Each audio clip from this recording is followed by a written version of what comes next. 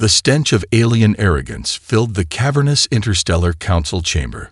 Crystal chandeliers cast prismatic reflections across walls adorned with holographic displays, showcasing the technological achievements of a dozen spacefaring civilizations. At the center of this grand hall, representatives from across the galaxy gathered, each more exotic and advanced than the last. Jack Thompson stood in the observation deck, his cybernetic eye capturing every microscopic detail of the proceedings below. The prosthetic wasn't just a replacement for an eye lost in humanity's early deep space conflicts. It was a testament to human adaptability, a technological marvel that put most alien augmentations to shame. Below him, the Thordillian representative, a towering crystalline being with skin that shifted between translucent blues and violent crimsons, clicked its multiple appendages in pure derision. Its voice, translated through sophisticated linguistic algorithms, dripped with condescension. Humans, it announced to the thunderous laughter of the assembled galactic powers, are barely worth acknowledging as a spacefaring species. The holographic displays flickered, showing a montage of humanity's earliest space endeavors: crude rockets, clunky international space stations, initial lunar missions that looked painfully primitive compared to the sleek, quantum-powered vessels of other civilizations.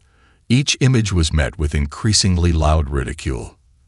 The Krell Syndicate representative, a biomechanical entity that looked like a fusion of organic matter and liquid metal, projected a particularly humiliating compilation. Earth's first attempts at interplanetary defense looked like nothing more than oversized metal tubes with random appendages, laughable compared to the elegant, nearly alive vessels of more advanced civilizations. What these galactic rulers didn't realize was that every moment of mockery was being carefully documented. Jack Thompson's cybernetic eye wasn't just recording, it was analyzing, calculating, storing every single nuance of their arrogance.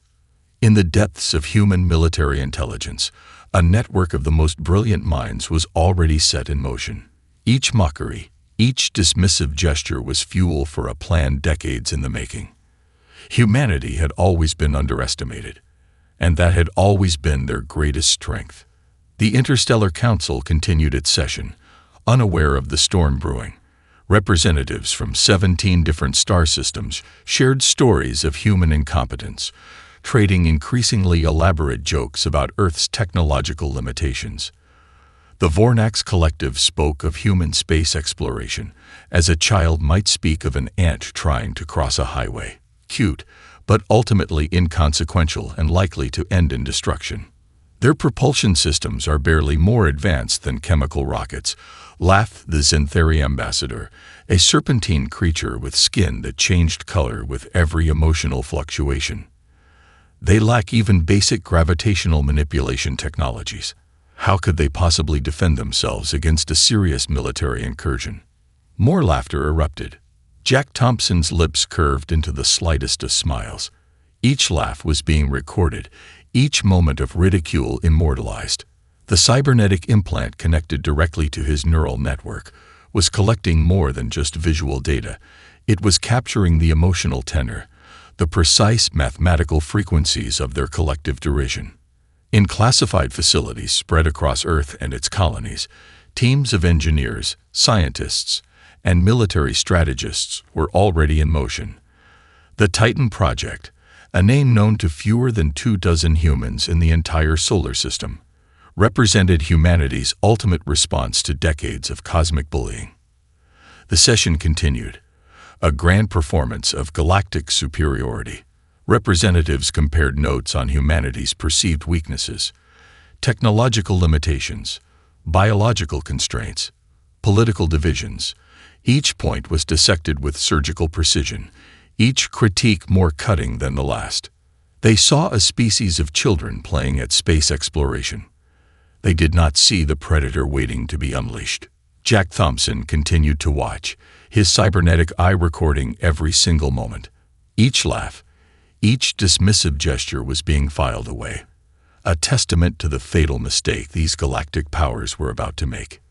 Humanity had been preparing, quietly, methodically, with a patience that only a species born of survival could truly understand.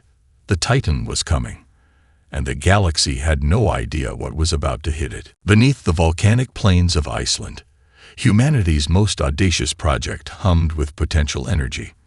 The underground facility stretched for kilometers, a labyrinth of technological marvel hidden from both terrestrial and extraterrestrial eyes. This was more than a research base. It was the crucible where humanity's ultimate response to galactic ridicule was being forged. Michael Rodriguez moved between holographic displays, his fingers dancing across quantum interfaces that would make most alien technologies look like children's primitive toys. Every system was a carefully crafted weapon of scientific rebellion. Around him, a team of the most brilliant minds humanity had ever produced worked in perfect synchronization. The Titan-class warship was not just a vessel. It was a statement. Dr. Catherine Wells, the project's quantum systems lead, watched a complex simulation unfold. Her specialty in quantum entanglement had been dismissed by previous research committees as too radical, impossible. Now, those same critics would watch in awe as she rewrote the fundamental understanding of spaceship design. Adaptive nanomaterial stress test at 98.7% completion, announced the soft AI voice. The holographic display showed microscopic networks of molecules reshaping themselves in real time, responding to simulated combat scenarios with an intelligence that bordered on sentience. Rodriguez paused, studying a particular molecular restructuring pattern. "We're not just building a ship," he muttered to himself. "We're creating a living weapon." The facility itself was a marvel of human engineering. Powered by a revolutionary thorium-based cold fusion reactor, it drew zero external power. Quantum encrypted communication systems made it invisible to any known scanning technology. The walls themselves were composed of metamaterials that could bend electromagnetic waves, rendering the entire complex essentially undetectable. Jack Thompson's earlier intelligence gathering had provided crucial insights. Every piece of alien communication mocking human technological capabilities was meticulously analyzed. Each dismissive comment became a design parameter, a challenge to be conquered. A junior engineer named David Chen approached Rodriguez with a new set of computational models. "Sir," he said, "the latest quantum predictive algorithms suggest we've achieved something unprecedented." Rodriguez reviewed the data. The ship's defensive systems could now predict and counter potential attacks with such precision that it seemed to exist in multiple potential realities simultaneously. Traditional alien weapon systems would be rendered completely obsolete. Catherine Wells walked over, her augmented reality glasses displaying complex mathematical equations that seemed to dance around her head. "The entanglement network is stable," she reported. "We can now communicate across theoretically unlimited distances with zero lag time. It's not just faster than light communication, it's beyond our previous understanding of information transfer." The Titan was more than a warship. It was a technological singularity on wheels, or rather, in space. Deep within the facility, massive construction bays housed sections of the ship. Each component was a masterpiece of engineering. Adaptive nanomesh armor that could reconfigure itself faster than thought. Quantum shield generators that could absorb and redirect energy in ways that would make most alien physicists question their entire understanding of the universe. Rodriguez remembered the countless rejection letters he'd received early in his career. Proposals deemed too radical or scientifically impossible were now becoming reality. The scientific community that had once laughed at him was about to eat its words. "They think we're weak," Rodriguez said to no one in particular, watching a holographic simulation of potential galactic conflict. "They have no idea what's coming." The facility was a testament to human persistence. Every rejected theory, every mocked hypothesis had found a home here. Researchers from diverse backgrounds, theoretical physicists, material scientists, quantum engineers, computational biologists, had been brought together under one mission: prove humanity's worth, not through words, but through undeniable technological superiority. A massive screen displayed a countdown. In precisely 72 hours, the first full systems integration test would begin. The Titan would awaken, and the galaxy would never be the same. "Prepare final systems check," Rodriguez commanded. The facility erupted into a symphony of technological precision. Humanity was ready, and the universe had no idea what was about to hit it. The Krell Syndicate's invasion fleet was a marvel of galactic engineering. 500 advanced cruisers, each a technological testament to centuries of interstellar warfare, approached Earth's solar boundary with the confidence of predators hunting defenseless prey. Holographic command centers aboard the lead vessels buzzed with anticipation, commanders already drafting the preliminary protocols for human subjugation. Admiral Jack Thompson watched the approach from Earth's primary defense hub, a converted underground complex beneath the Cheyenne mountain range. His cybernetic eye parsed through incoming data streams, each packet of information revealing the intricate details of the approaching threat. The intercepted Krell communications painted a chilling picture of their intentions. Entire human colonies were to be relocated, a sanitized term that meant systematic enslavement, cultural erasure, and biological harvesting. The Krell viewed humans as nothing more than a resource to be exploited, a primitive species ripe for conquest. Commander Lisa Williams, head of Earth's Deep Space Intelligence, projected a holographic map of the incoming fleet. Each Krell cruiser was a marvel of destructive potential.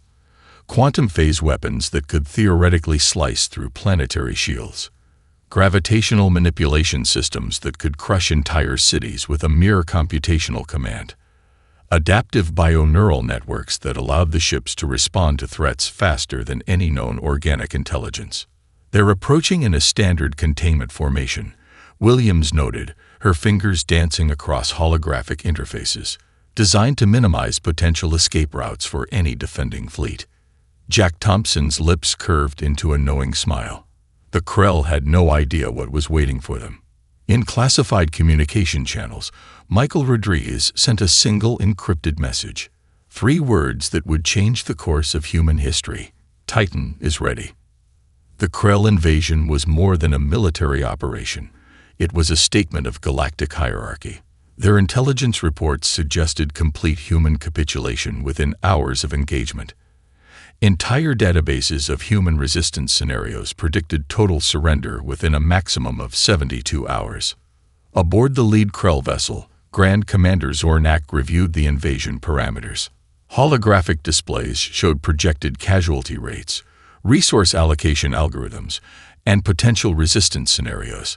The human species was categorized as Class 5 primitive civilization, barely worth the effort of a full-scale military engagement. "Initiating primary approach vectors," announced the Krell Navigation Eye, its biomechanical voice devoid of emotion. Estimated time to planetary engagement: 47 standard galactic cycles. What the Krell didn't know was that every single one of their communication channels was being monitored. Not just monitored, analyzed, predicted, and prepared for. Deep within Earth's orbital defense grid, a network of quantum communication relays began to activate. These were not traditional communication systems. They were adaptive networks that could predict and counter potential alien surveillance with technologies that would make most galactic civilizations question their understanding of information transfer. Jack Thompson reviewed the final preparation reports. Civilian populations had been strategically relocated to underground and off-world colonies. Every major urban center was now a potential defensive position, transformed by decades of quiet preparation for exactly this moment. The Krell saw a defenseless planet. They did not see the trap being prepared. Aboard the classified command vessel hidden in Jupiter's moon system, Michael Rodriguez completed the final system checks for the Titan. Each subsystem was a marvel of human innovation. Adaptive technologies that could learn and respond faster than any known alien intelligence. "Quantum entanglement network stable," reported a junior technician. "Communication relays at maximum efficiency." Rodriguez knew this was more than a military engagement. This was humanity's moment to redefine its place in the galactic hierarchy. Every moment of ridicule, Every dismissive comment from alien civilizations had led to this precise moment. The Krell fleet continued its approach, unaware that they were sailing into the most sophisticated technological trap in galactic history. Humanity was no longer the prey. They were about to become the apex predator. The moment the Titan emerged from its quantum camouflage, reality itself seemed to bend. Space rippled like liquid mercury, distorting around the massive vessel in ways that defied every known principle of physics.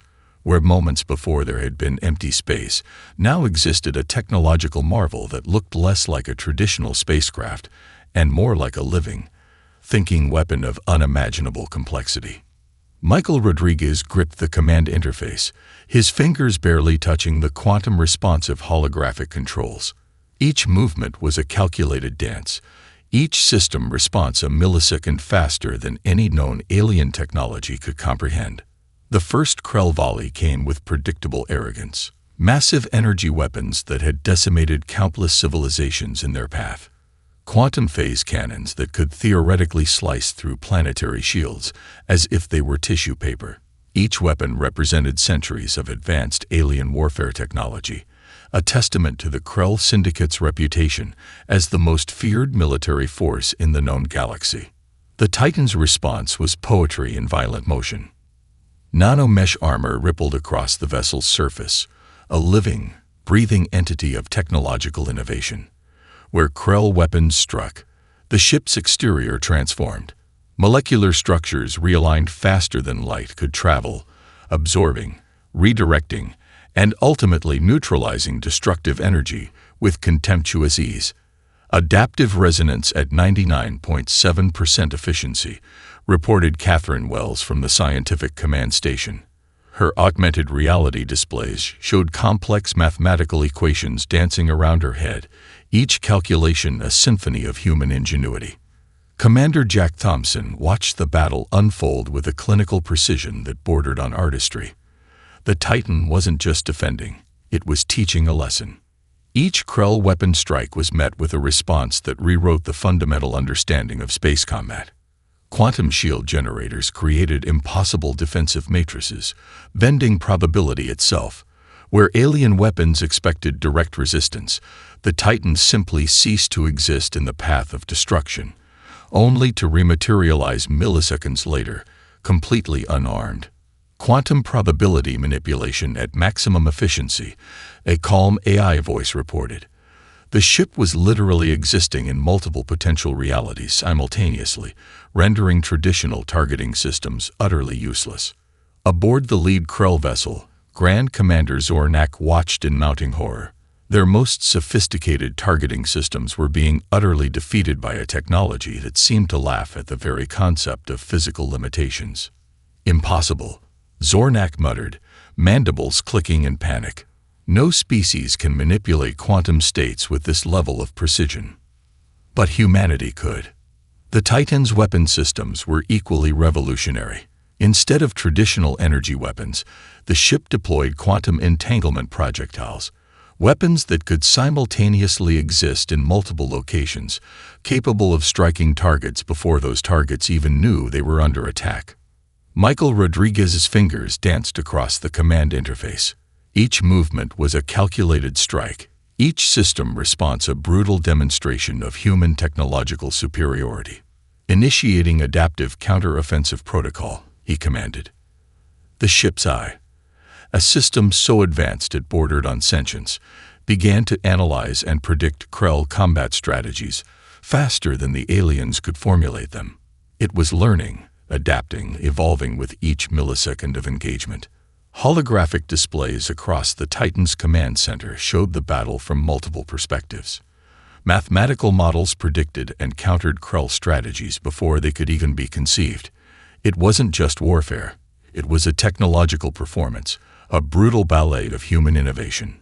Catherine Wells watched a particularly complex engagement with scientific fascination. The quantum resonance is creating predictive feedback loops, she reported. We're not just defending. We're rewriting the fundamental understanding of space-time interaction. The Krell fleet began to realize they were no longer the predators. They had become something far less dignified. Prey. Each Krell vessel found its most advanced systems systematically neutralized. Quantum communication networks went dark. Adaptive weapon systems became nothing more than expensive metal coffins. The most technologically advanced military force in the galaxy was being dismantled with a precision that felt almost surgical. Michael Rodriguez allowed himself the slightest smile. They had been preparing for this moment for decades. The galaxy was about to learn a very important lesson about humanity. Communication channels across the galactic spectrum erupted in chaos. The holographic transmission from the Krell battle group revealed a scene of unimaginable technological devastation. Hundreds of advanced cruisers, each a testament to centuries of alien military engineering, hung motionless in space, their once proud quantum systems reduced to nothing more than expensive metal tombs. Commander Jack Thompson understood that this engagement was far more than a military conflict. This was a statement, a declaration, a fundamental reshaping of galactic perception about humanity's true potential. "Broadcast open channel," he commanded, his voice calm and measured. The communication system on the Titan was not just a method of transmission. It was a weapon in its own right, a quantum-entangled network that could simultaneously exist across multiple communication spectrums, bypassing any known encryption or defensive protocols. Michael Rodriguez watched the psychological warfare unfold with scientific precision. Every transmission was carefully crafted, every moment of communication a calculated move in a game of cosmic chess. The message was simple, devastating, elegant. "We are not your prey." Across thousands of alien communication networks, the transmission rippled. Translation algorithms struggled to capture the full weight of those 5 words. It wasn't just a statement. It was a fundamental challenge to the existing galactic power structure. Holographic command centers across multiple star systems froze. The exordilian representatives who had once mockingly laughed at humanity now watched in mounting terror. Their most sophisticated intelligence networks were struggling to process the implications of what had just occurred. Catherine Wells monitored the psychological impact with scientific fascination. Complex algorithms tracked emotional responses across multiple alien species, mapping the precise mathematical frequencies of their collective fear. Psychological destabilization at 87.3% efficiency, she reported, her augmented reality displays showing intricate emotional mapping. They're experiencing a complete paradigm shift in real time. The Titan wasn't just a warship. It was a message written in the language of technological supremacy. Aboard the lead Krell vessel, Grand Commander Zornak struggled to comprehend the magnitude of their defeat. Traditional alien warfare doctrine suggested immediate surrender or total destruction. But the humans were doing something entirely different. They were sending a message. Selective destruction, calculated restraint, a demonstration of power so complete that it bordered on artistic. Of the 500 Krell cruisers that had entered the solar system, 499 had been systematically disabled. Not destroyed. Disabled. Each vessel rendered completely inoperable, but its crew left intact. It was a psychological stroke of genius that went beyond traditional military engagement. Jack Thompson's communication strategy was brilliant in its simplicity. By leaving the crews alive, by demonstrating such complete technological superiority that total destruction was almost an afterthought, humanity was sending a message that would echo across the galaxy. "We can destroy you completely, but we choose not to." Michael Rodriguez watched the transmission data streams with a clinical detachment. Each moment of alien panic was a data point, each emotional response a valuable piece of intelligence. "Quantum communication networks are absorbing and analyzing every single transmission," he reported. "We're not just winning a battle, we're rewriting the fundamental understanding of interstellar conflict." The transmission continued, a calm and measured broadcast that was simultaneously being translated across thousands of alien languages. It wasn't a threat. It was a statement of fact. Humanity had arrived, and the galaxy would never be the same. Holographic displays across the Titan's command center showed the ripple effect. Intelligence networks lighting up, Diplomatic channels thrown into chaos. Entire galactic power structures beginning to recalibrate their understanding of human potential. Catherine Wells turned to Jack Thompson, a slight smile playing across her lips. "They're going to be studying this moment for centuries," she said. Thompson's response was measured. "Good," he replied. "Let them learn." The Titan hung in space, not as a vessel of destruction, but as a monument to human potential. A living, breathing testament to what happens when an entire species is underestimated. The psychological warfare had only just begun. The battle would later be studied in military academies across thousands of star systems, a perfect demonstration of technological supremacy that redefined the very concept of space warfare. Of the 500 Krell cruisers that had entered the solar system, 499 were systematically dismantled with a precision that bordered on artistic brutality. Each vessel was neutralized not through wholesale destruction, but through a targeted dismemberment of its most critical systems. Michael Rodriguez controlled the Titan's offensive capabilities like a conductor leading a complex symphony of technological devastation. His fingers danced across quantum interfaces, each movement a calculated strike that went beyond mere military engagement. "Initiating selective systems neutralization," he commanded, his voice calm and measured. The Titan's weapon systems were unlike anything in galactic history. Quantum entanglement projectiles that could simultaneously exist in multiple locations, targeting specific molecular structures within the Krell vessels. These were not traditional weapons. They were surgical instruments of technological precision. Catherine Wells monitored the engagement from the scientific command station, her augmented reality displays showing complex mathematical models that predicted and countered Krell defensive strategies milliseconds before they could be implemented. Quantum probability manipulation at maximum efficiency, the ship's AI reported. Predictive countermeasures functioning at 99.8% accuracy. Grand Commander Zornak watched in mounting horror from the lead Krell vessel. Their most advanced defensive systems were being systematically neutralized with a level of precision that defied comprehension. It wasn't just defeat, it was a comprehensive deconstruction of everything they understood about space warfare. Commander Jack Thompson understood the psychological importance of this moment. This wasn't just about winning a battle. This was about sending a message that would echo across the galaxy for generations. Each disabled Krell cruiser became a silent testament to human technological superiority. Complex quantum communication networks went dark. Adaptive weapon systems became nothing more than expensive metal coffins. The most technologically advanced military force in the galaxy was being dismantled with a surgical precision that felt almost contemptuous. "One vessel remains functional," Rodriguez noted, his finger hovering over the final command sequence, preparing to allow escape vector. The strategic brilliance was deliberate. Leaving a single vessel to return and report was more powerful than total destruction. It would spread terror more effectively than any direct threat could achieve. Catherine Wells tracked the psychological impact in real time. Complex algorithms mapped the emotional responses cascading through alien communication networks. Fear, confusion, a fundamental shattering of galactic power dynamics. Emotional destabilization at 92.6% efficiency, she reported, her displays showing intricate patterns of collective alien panic. The Titan moved through space like a predator that had deliberately chosen not to kill its entire prey. Each movement was calculated. Each system response a brutal demonstration of technological capabilities that went far beyond simple military engagement.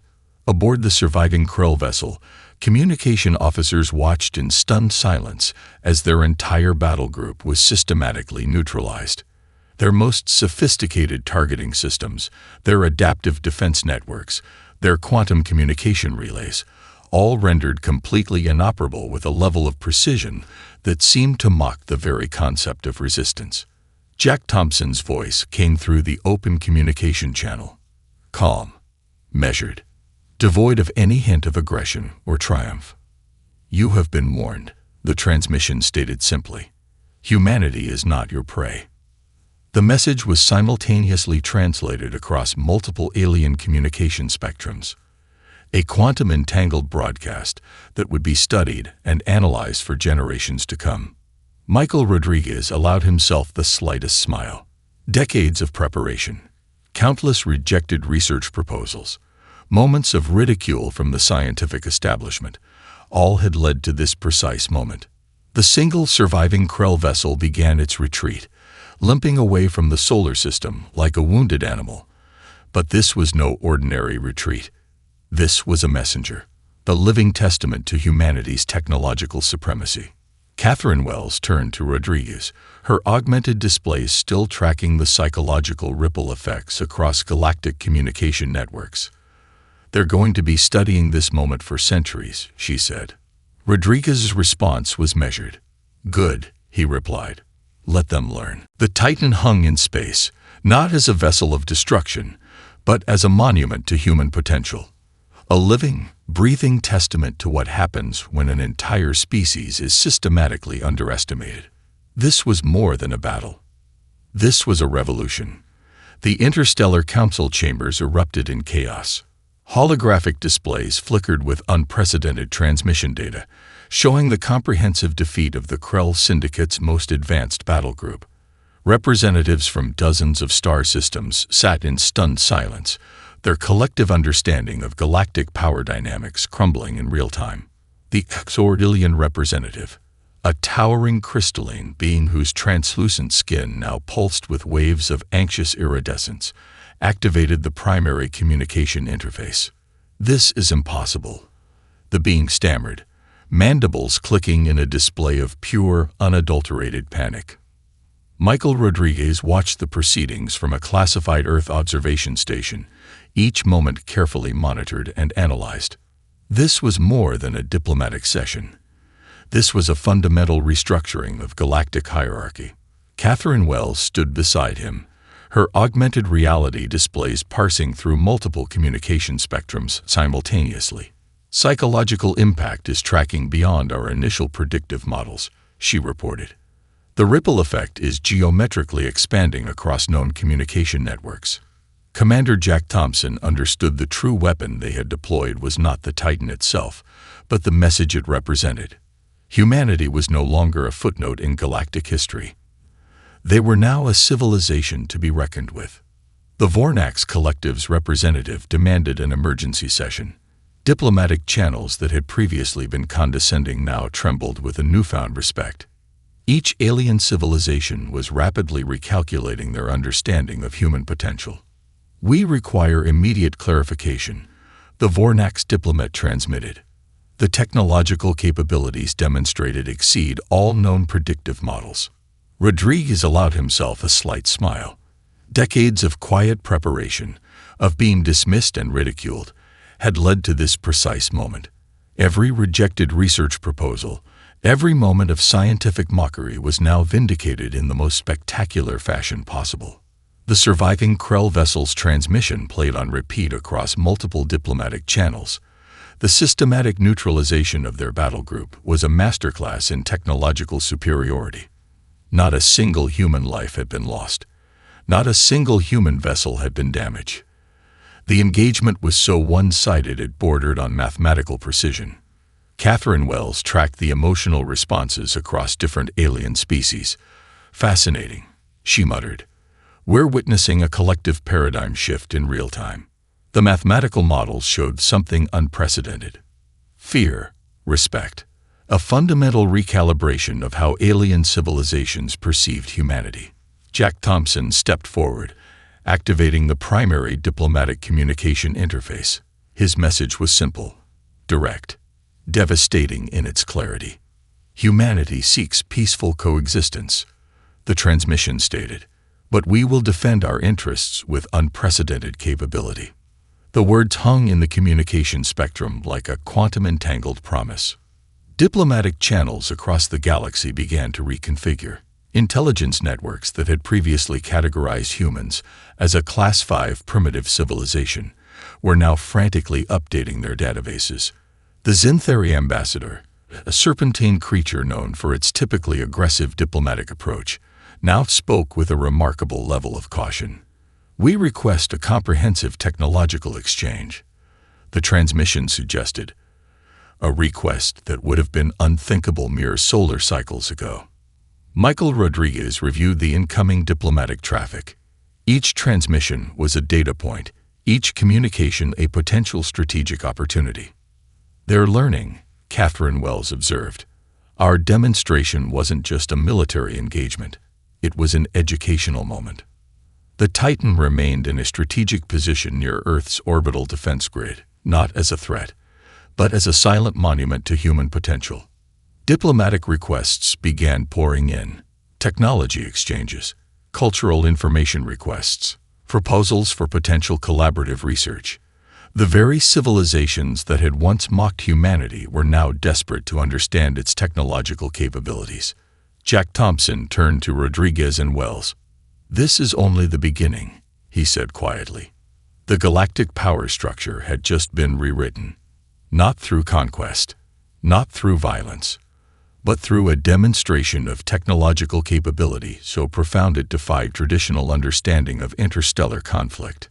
Humanity had arrived, and the galaxy would never be the same. The Titan-class warship represented more than a technological achievement. It was humanity's declaration of cosmic sovereignty, a living, breathing testament to decades of quiet preparation, scientific innovation, and an unbreakable spirit that had been forged in the crucible of countless challenges. Michael Rodriguez stood in the primary research facility, deep beneath the Icelandic volcanic plains, reviewing the final data streams from the historic engagement. Holographic displays danced around him, capturing every microscopic detail of humanity's most significant moment in galactic history. "Full systems analysis complete," reported the facility's quantum AI. The report was more than a technical document. It was a comprehensive breakdown of how humanity had fundamentally rewritten the rules of interstellar conflict. Catherine Wells' approach, her augmented reality displays showing complex mathematical models that continued to track the ongoing diplomatic aftermath. "The technological exchange requests are unprecedented," she noted. "Every major galactic civilization is scrambling to understand our capabilities." Commander Jack Thompson reviewed the diplomatic communications. What had begun as a defensive engagement had transformed into the most significant moment of human diplomatic history. The Titan was not just a warship. It was a message written in the language of technological supremacy. Diplomatic channels across the galaxy continued to buzz with activity. The Exordilian Confederation, once the most vocal critics of human potential, now sent increasingly desperate requests for technological collaboration. The Krell Syndicate, humiliated but not destroyed, sought ways to understand the technological gap that had been so brutally exposed. "We're redefining the entire concept of first contact," Rodriguez muttered, watching the communication streams. The facility hummed with a sense of vindication. Countless researchers who had been dismissed, ridiculed, and marginalized were now at the center of the most significant technological revolution in galactic history. Every rejected research proposal, every moment of scientific mockery had led to this precise moment. Catherine Wells tracked the broader implications. "Our demonstration wasn't just a military engagement," she reported. "It's a complete paradigm shift in how technological capabilities are understood." The mathematical models were staggering. The Titan had not just defeated the Krell battle group. It had done so with a level of precision that seemed to mock the very concept of traditional warfare. Quantum communication networks, adaptive defense systems, predictive combat algorithms, all had been developed in absolute secrecy. Jack Thompson understood the true significance of their achievement. This was more than a victory. This was a fundamental reshaping of humanity's place in the cosmic hierarchy. Diplomatic requests continued to pour in. Technology exchanges, cultural information requests, proposals for collaborative research that would have been unthinkable mere solar cycles ago. The very civilizations that had once mocked humanity were now desperate to understand its technological capabilities. In classified research facilities across Earth and its colonies, teams of scientists and engineers began preparing for the next phase. The Titan was not an endpoint. It was a beginning. "We're preparing the next generation of vessels," Rodriguez told Thompson, reviewing preliminary design schematics. "Each one will push the boundaries even further." The surviving Krell vessel's transmission continued to be analyzed. Every millisecond of the engagement was being studied, dissected, understood. Not as a moment of triumph, but as a comprehensive demonstration of human potential. Catherine Wells pulled up a comprehensive analysis of the psychological impact. "We've fundamentally altered the galactic perception of humanity," she reported. "Fear, respect, curiosity, all are now intertwined in how alien civilizations view us."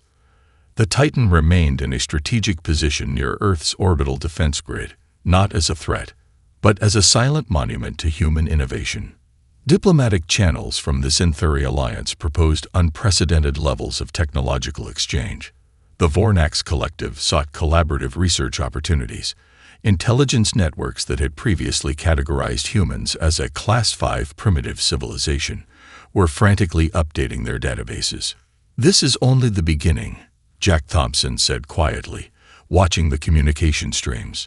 Humanity had arrived on the galactic stage, not through conquest, not through violence, but through a demonstration of technological capability so profound it defied traditional understanding of interstellar potential. In the quiet depths of the research facility, a new Titan was already taking shape, waiting, preparing. The galaxy would never be the same. Epilogue. Somewhere in the vast darkness of space, humanity's next great leap was already being conceived.